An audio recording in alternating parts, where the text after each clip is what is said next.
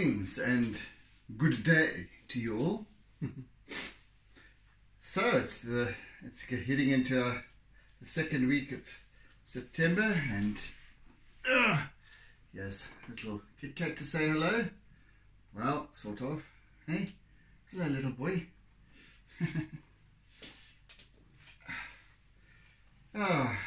Right, and we are due to begin, surprise, surprise, another seascape. This time it's a kind of a mid-break, not a shore break. Oh, it's a kind, yeah, it is kind of mid-break. And some nice big swells coming into to Salt Rock. There we go. That's what we're at this week. So won't take me that much in terms of real concentration, so I'll probably yakking a lot more than I normally do. Yeah, there we go. So right, with a seascape comes an horizon, and with that comes a T-square. So I have to just be careful here, because let's see, here we look at this.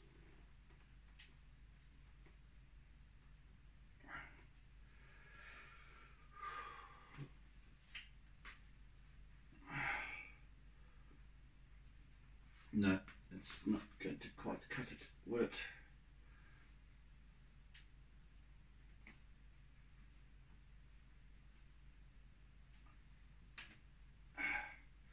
Problem is, here we have,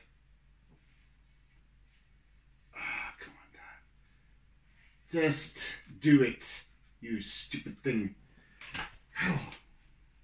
Sorry, we have a technical issue, a technical drawing issue. I shall replace those afterwards. Right, let's just.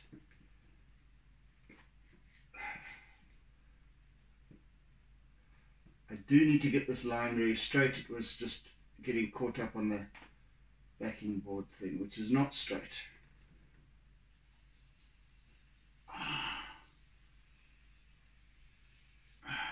Goodness. Put that aside. Just use my damn ruler.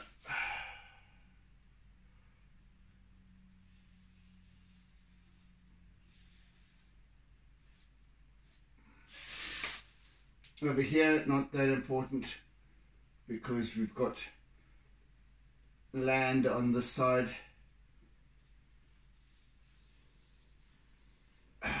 Roughly so. Okay, there we go, that'll do. A semblance of a horizon line.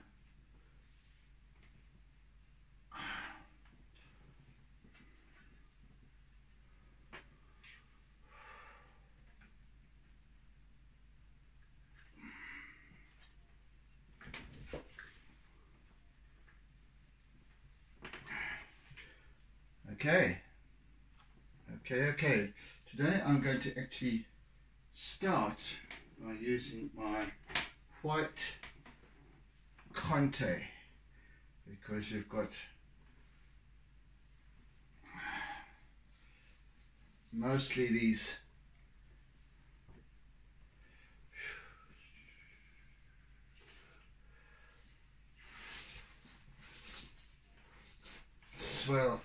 surges and great big whatever's going on here.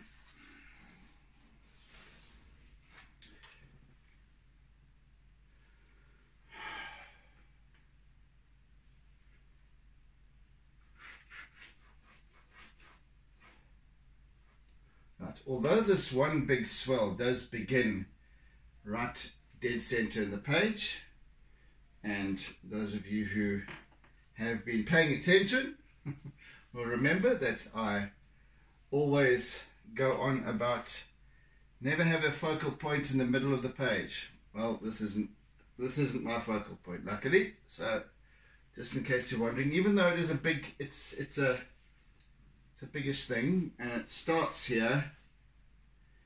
It's not.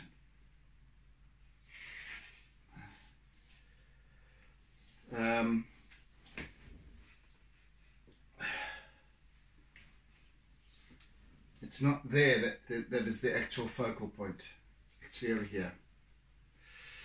But we'll address that as we go. So we've got this kind of a roller breaking, but it's not it's not a tube. It's just basically a big swell that's starting to crumble on top, as they all are coming in here, and then just breaking into breakers as such.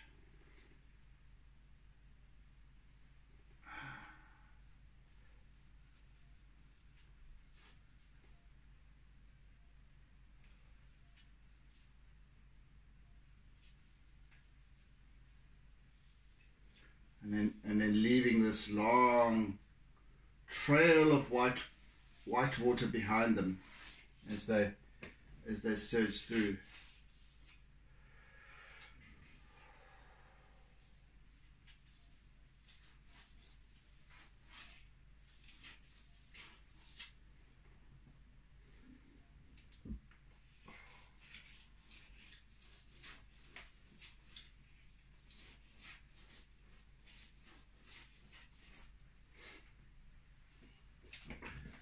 And then up ahead of this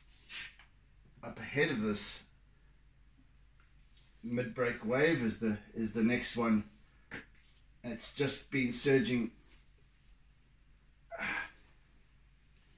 ahead, and it's passed out of our image area now.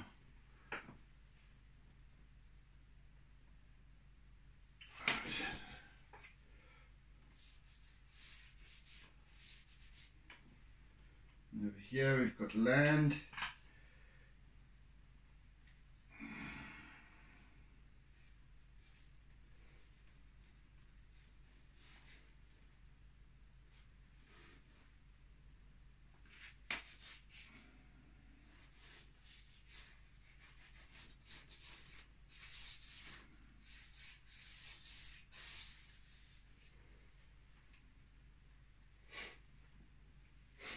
And then it's kind of a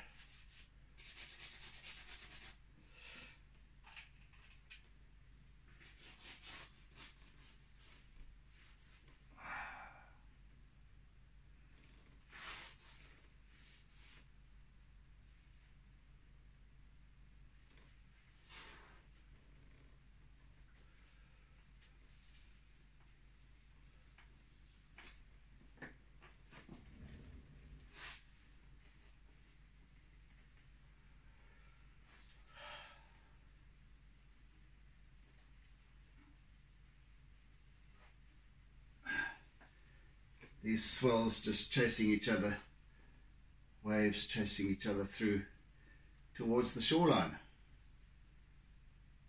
So we've got back break over there, mid break over here, in line with this, heading down the south towards the south, and then we've got these shore breakers way over here. So we've got this kind of thing happening. Right, so, and plus we've got a curved coastline that runs around like this from, actually that might be Shaka's rock over there, and then Ballito further on, just around the corner, but we can just faintly see it, and I'll just depict some of the buildings very, very, very roughly. And we've got lots of stuff happening on the very, very far in the distance, right over there. Okay, that's the basis of it, and let's start with our okay. What am I using next, Kit Kat? What am I using next? Hey? Okay, so we've assembled our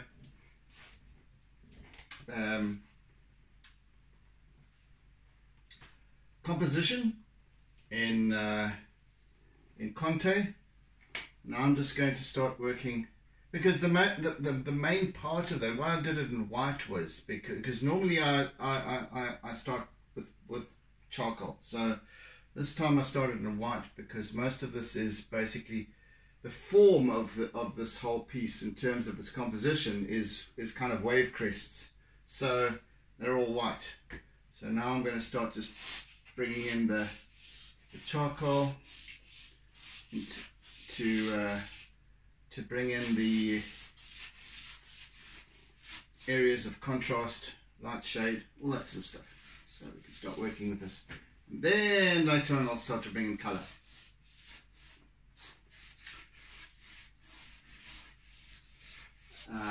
Right now it becomes all about flow, the surge, the build of the energy of the waves, the waveform, etc. That's what this piece is really about, the gathering of the water before the wave. It builds up to this kind of crest, and it's kind of quite angry, quite windswept. It's the incumbent tide, so that it is definitely on the build.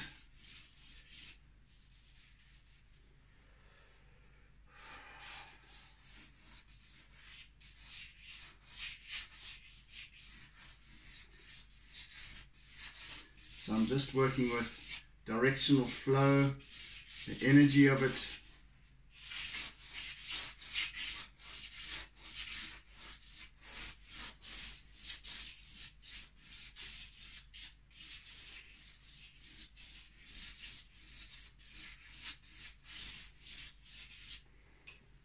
And then the contrast areas, etc. So yeah, we continue.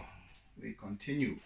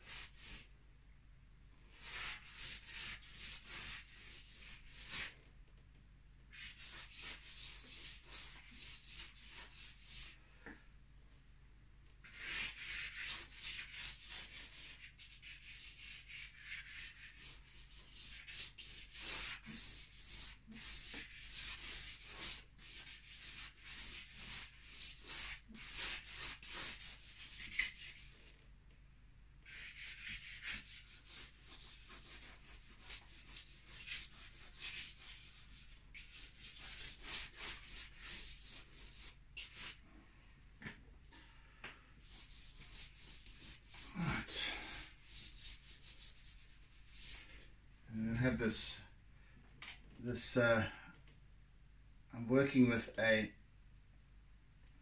two images here.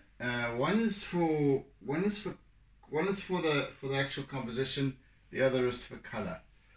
I want to include other colors that aren't necessarily, it's the same kind of angle but different waveform, and I like this waveform, but I don't so much like its color.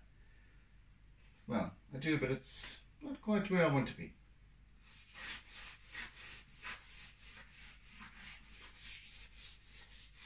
So I'm also just using some creative license with this piece. Hey, Kit Kat.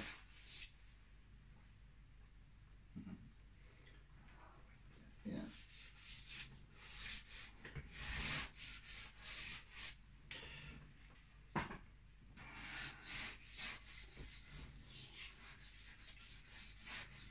And then right here in the foreground, because we're standing on a rocky outcrop, which extends quite far out into the sea, and there's sort of bays on either side of it.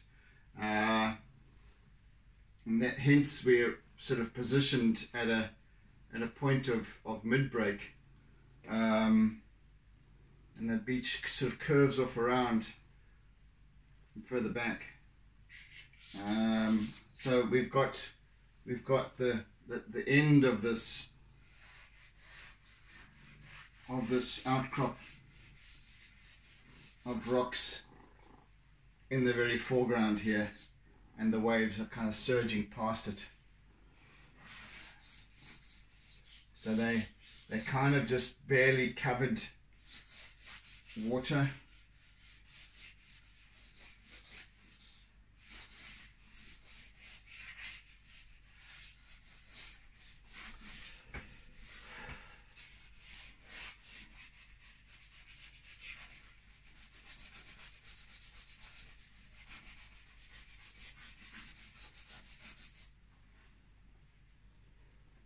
And then this channel in the bay builds over there. It gets deeper, so the rock ends over here, and then there's this, and then it goes deep.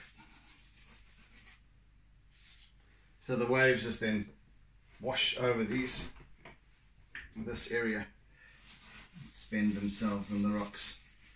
Over here, they obviously charge right through to the shore.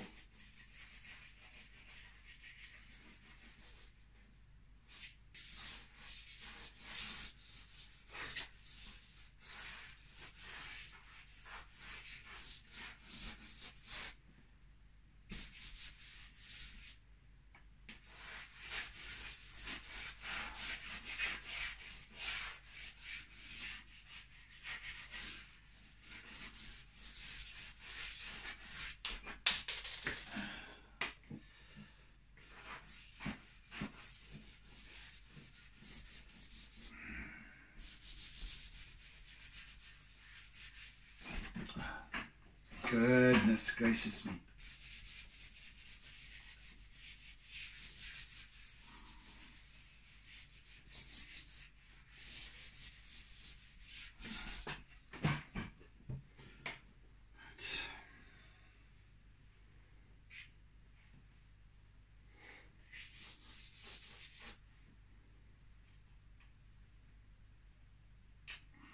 I'm also going to use my pastel a little bit here, just to define, start getting these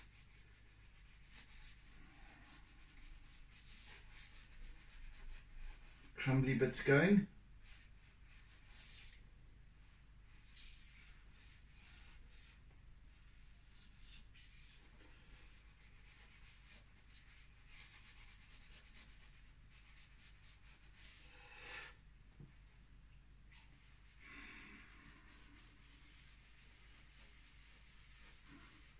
So, and this piece, obviously because there's surf and whatever involved, I'll be using some acrylic in days to come. Not just yet.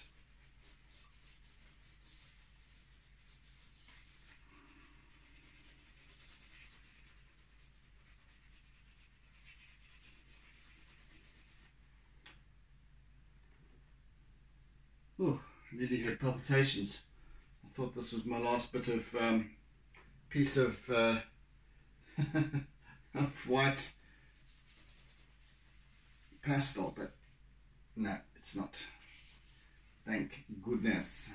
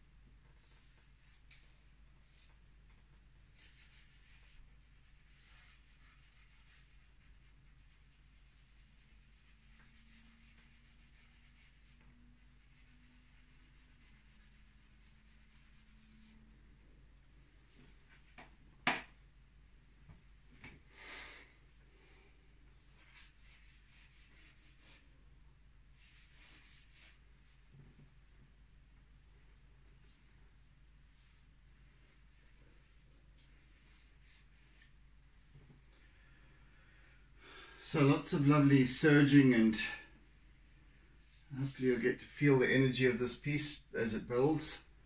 It starts coming together more and more.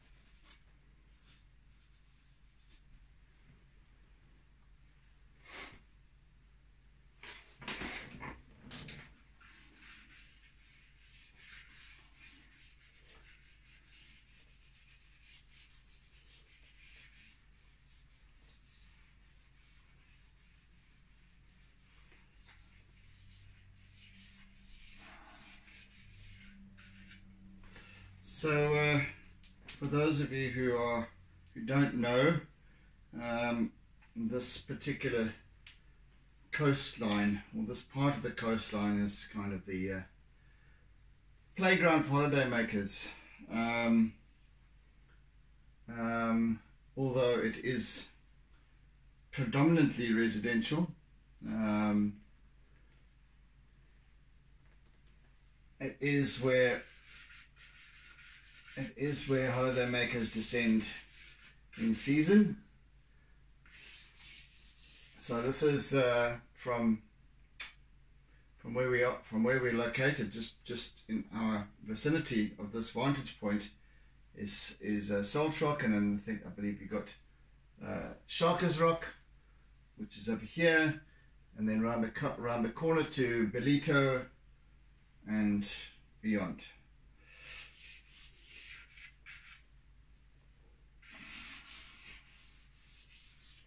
And then the other side of Salt Rock, then you'll have Sheffield Beach, and then Christmas Bay, which I've already done a couple of pieces depicting Christmas Bay. Yeah.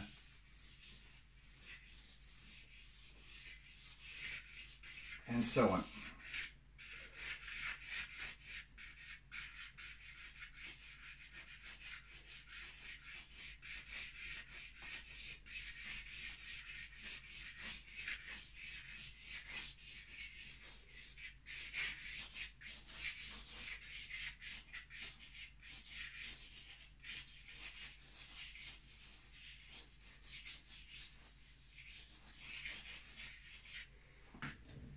So this is not necessarily curling wave yet, but it is very definitely gathering, and you'll start to perhaps see the energy of the very top of this crest of the swell, and it's about to curl. It's about to curl into a breaker. It's just building its energy at this point up to a crescendo.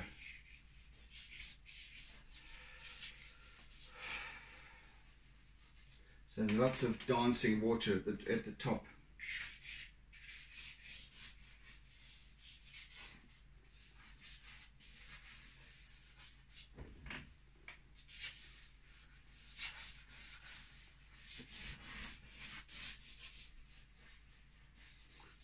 notice how because I always believe in actually that my tools that I'm using are giving the energy. So I feel the energy to it of the water, and therefore my technique kind of emulates that. So you'll find that where there's flow, more ready flow, like a side rip, the lines that I'm using are longer, and where I get to this top of this wave, my lines become short and squiggly and what have you, because there's, and then behind the wave, as it leaves it behind, it's in this part it's gathering, and this part is receding, as it then powers through towards the shoreline.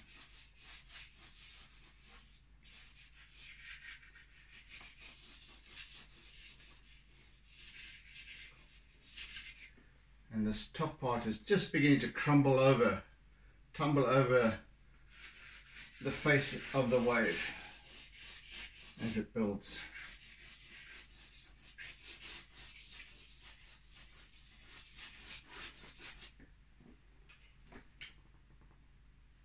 Yeah, you can start to see some of its energy building already.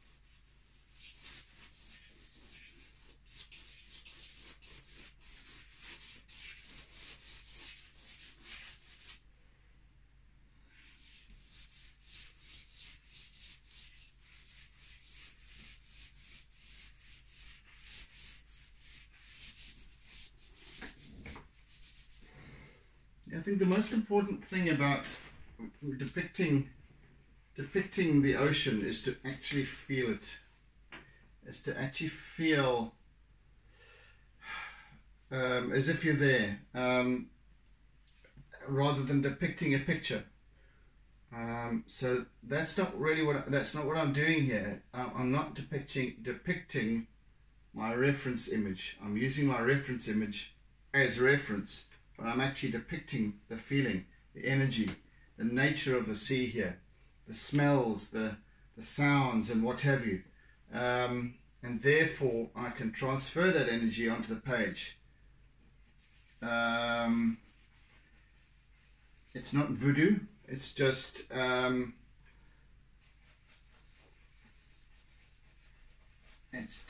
it's almost a meditative thing.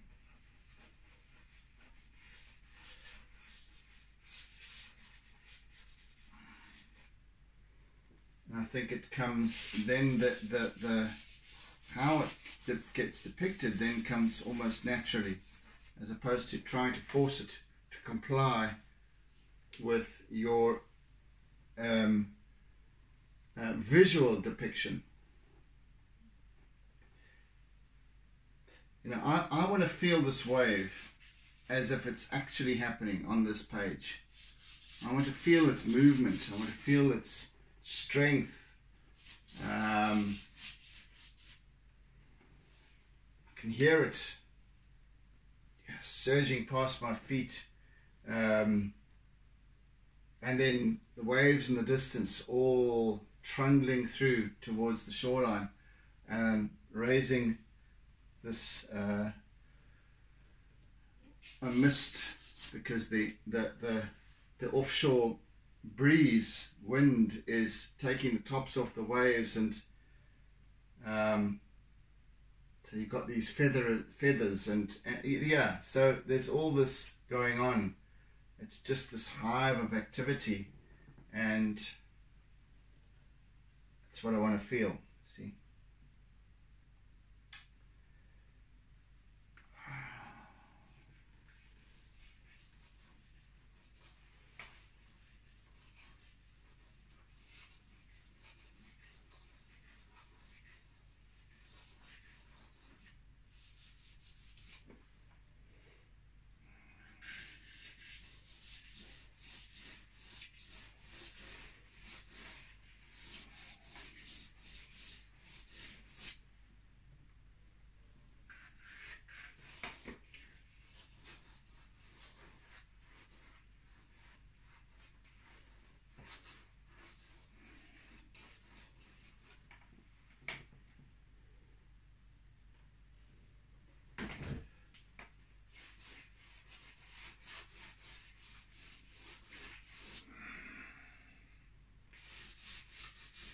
So now I shall have this lovely basis of charcoal and white pastel and conte to work over in color, so that we'll always be able to see the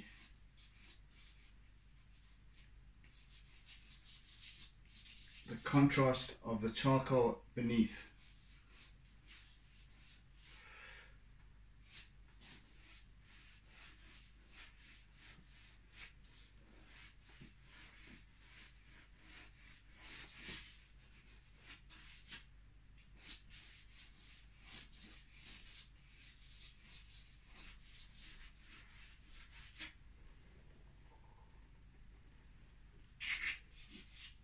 And for me it works wonderfully, because you've got this almost, it's quite an unusual, well, nothing is unusual in art, but for me it's quite it produces quite an unusually realistic effect with the combination of mediums. The charcoal and the pastel combined.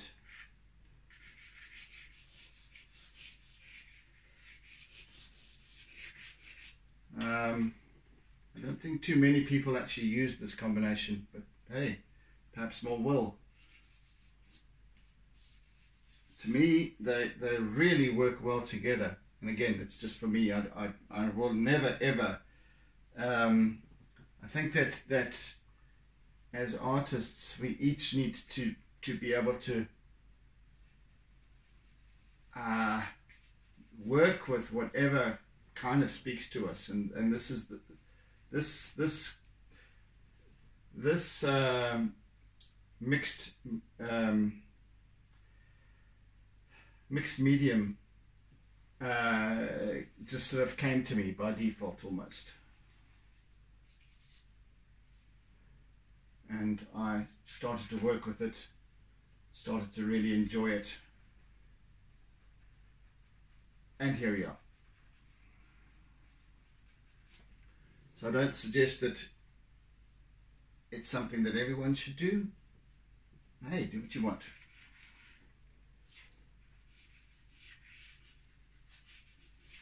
But in terms of depicting whatever it is, whatever medium you're using, feel it rather than try and translate it visually.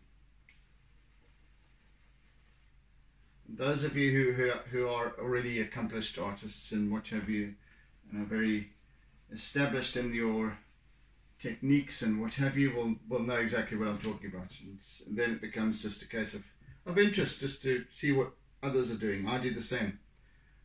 I enjoy watching other artists doing what they do and how they accomplish it, and it's interesting because I kind of get a sense of where they're going with it, and not that feeling of, well, I've got to change the way I do things, but I look at how it's interpreted, and then I go, okay, well, that's quite nice. I like that. I like how that works, or how it looks. Let's see how I can reinterpret it using the methods that I use. So it's quite fascinating to watch other artists doing their thing, and how they, yeah, find that very inspirational. So hopefully I am in turn somewhat inspirational to others in that respect. Who knows?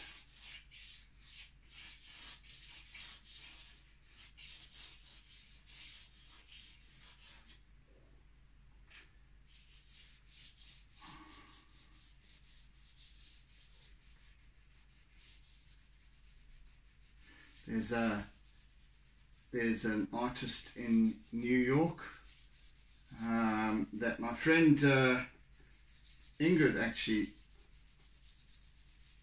pointed out to me, and his name is Logan Hicks, and he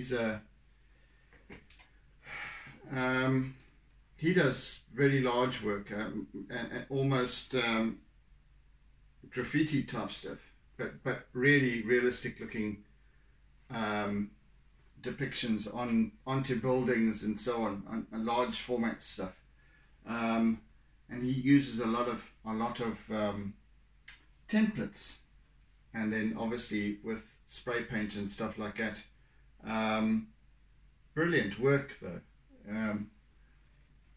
brilliant work, brilliantly thought out, and you know, so I enjoy that kind of stuff, and it's like, wow, you know, how would I then look to doing this on a massive scale, you know, type of thing. So those are the thoughts that start when I watch other artists at play. Those are kind of the thoughts that start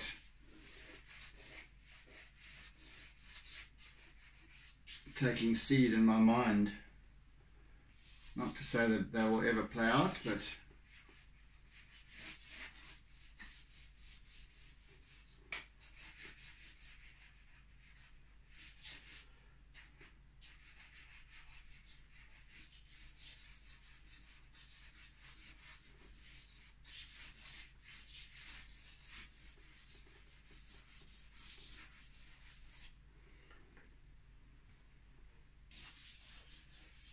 and that's why I think perhaps sometimes artists can be very supportive of one another and each other's work, and appreciative of each other's work, because we all do something different.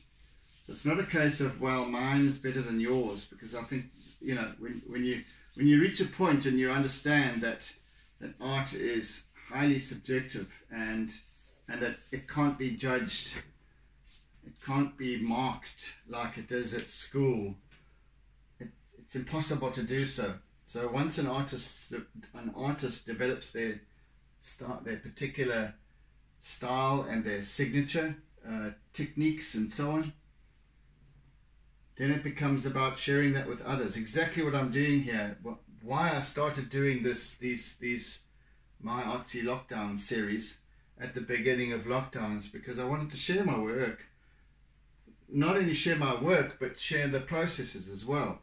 How I do what I do and why I do it. You know, along with other mental meanderings, of course. Yeah, it's not about, oh, somebody might copy me. By all means do. By all means do so.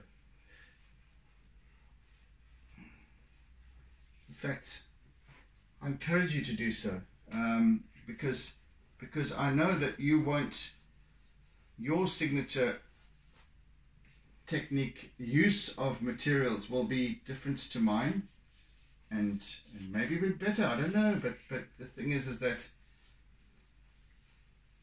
you might be able to glean something from what I'm suggesting or what I'm sharing here. that can help you in terms of your work.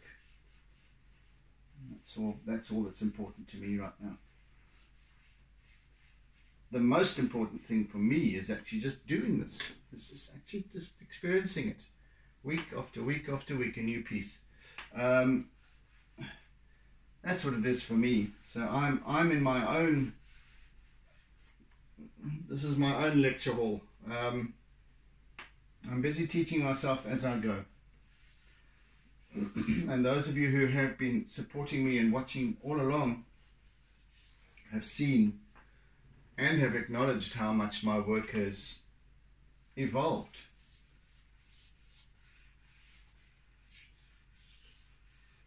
Over this past year and 6 months, 18 months, wow, since nearly 18 months since lockdown began. It's crazy.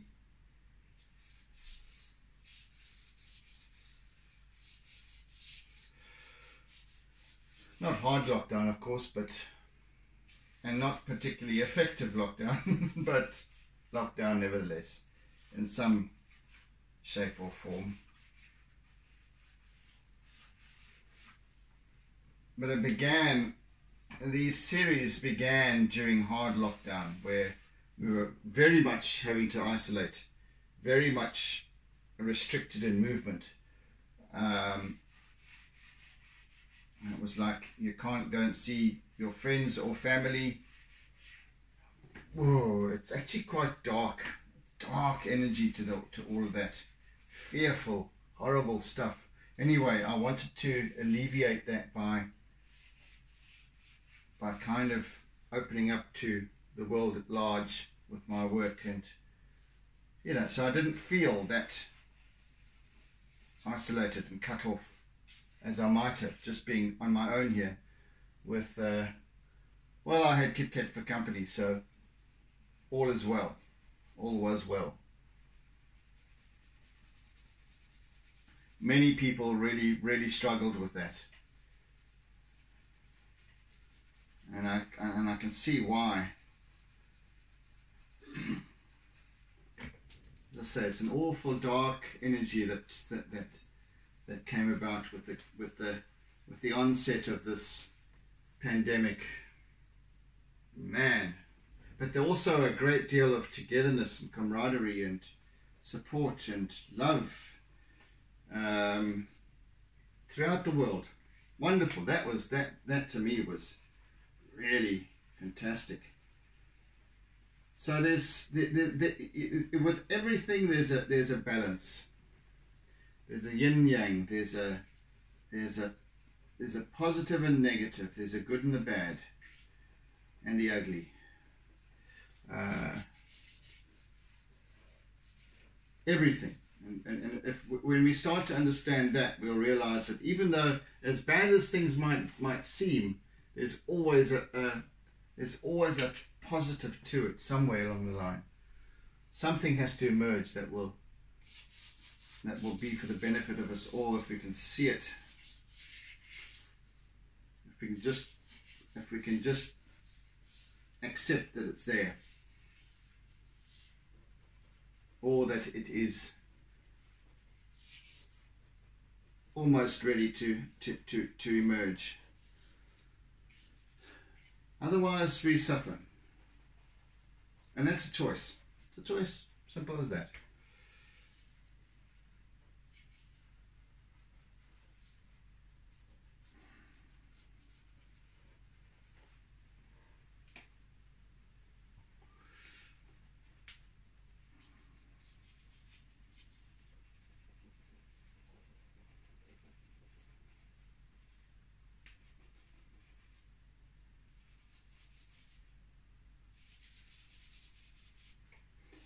Yeah, such is the life we live. How are we doing for time? About 10 minutes left, or just under, just over. Yeah.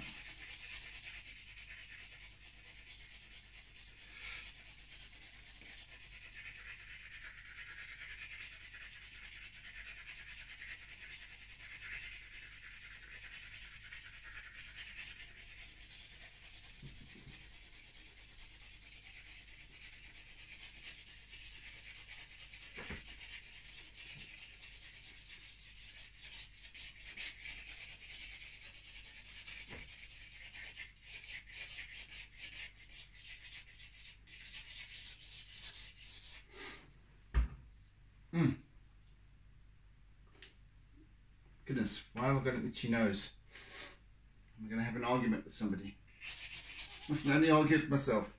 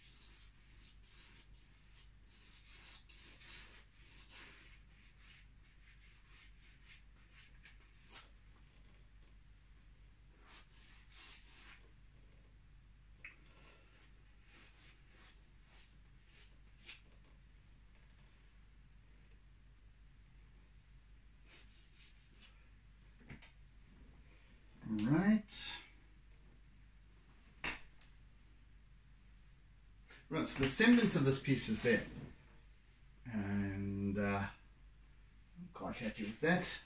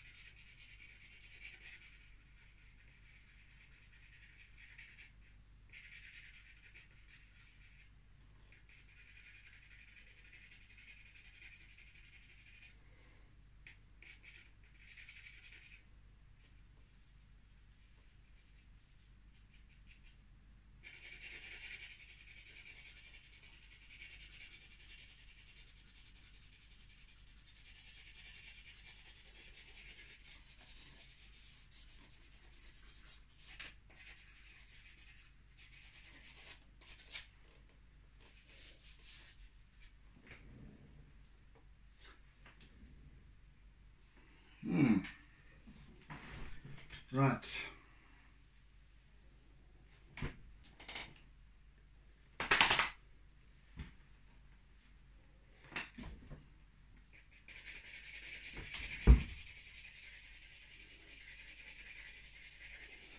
See, a lot of this piece now will be laying down charcoal, pastel, and then smoothing, blending, forming. And then later on, it will start to become about line work.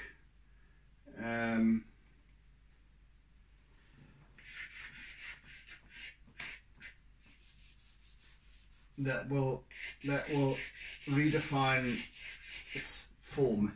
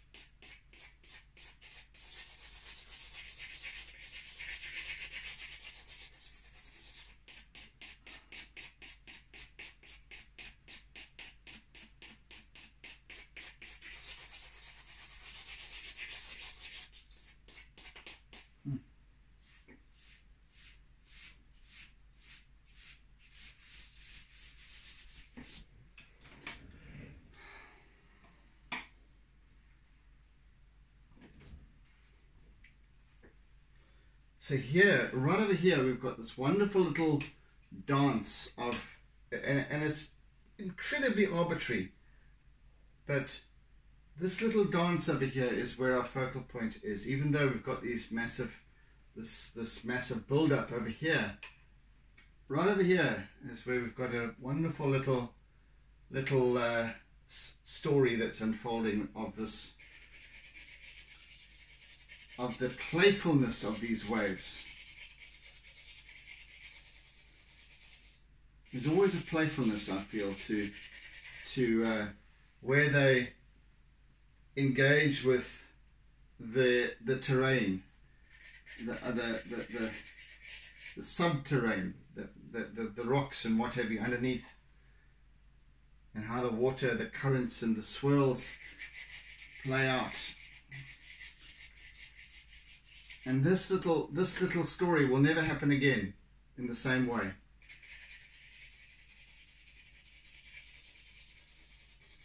And that's what I love about it. You know, this is what I really enjoy about depicting the ocean, because it's never going to happen the same way twice. Never ever. I will never ever, nobody will ever capture exactly the same scene again, in photographically or any other way. This particular scene, the way it's, how the waves are positioned, how they're forming, this little play out here, it'll never happen again. It's not like a landscape where things change much slower. This changes every single instant. A landscape, you'll find, you know, perhaps weather might change, the angle of the sun, etc. But by and large, landscapes don't change that much, that radically, that quickly. This does. It changes all the time, and it changes with the tides, with the weather, and etc. But the surge of the ocean is every frame, every instant is different to the next. And it's wonderful when you start to imagine it in those terms, because then you start to feel this energy, this uniqueness of capturing this particular moment, and this little dancing wave over here, and it sort of trails off over here as well. So yes,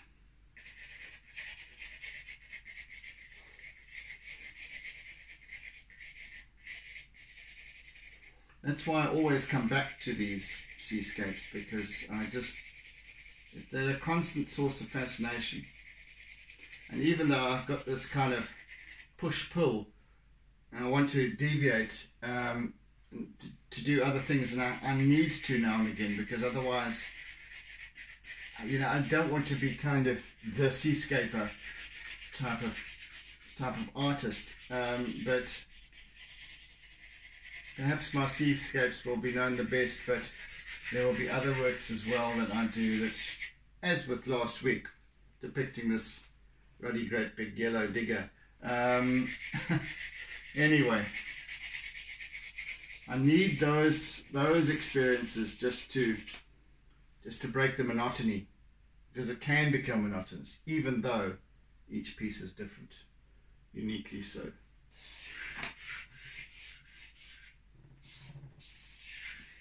There's a line that runs through this whole piece.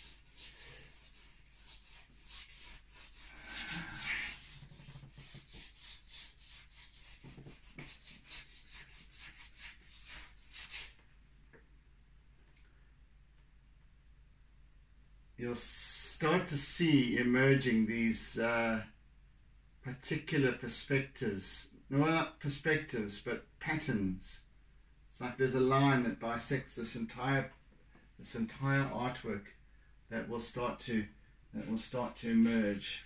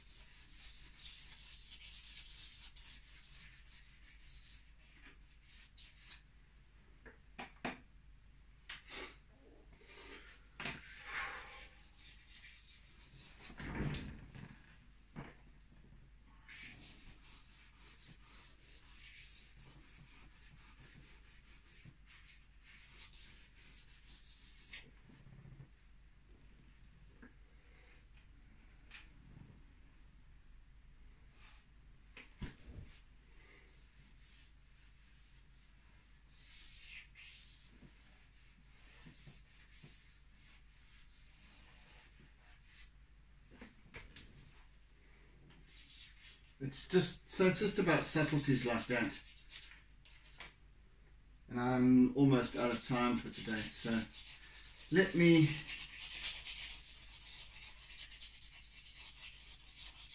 rest my tools. Yeah, good progress for an hour's work. So yeah, thank you for joining me this Monday. As I make a start to this new seascape. Yeah, I'm quite happy with where we're at this point. So yes, thank you for joining me. I do appreciate it, and I hope you've enjoyed the process so far. So thank you for sharing. Thank you for caring. Thank you for your comments that do come in, and yes, have a fantastic day ahead. Oodles and oodles of toodles, and yeah, have a fantastic day, folks. And see you again on the morrow. Bye then, and always be doodling.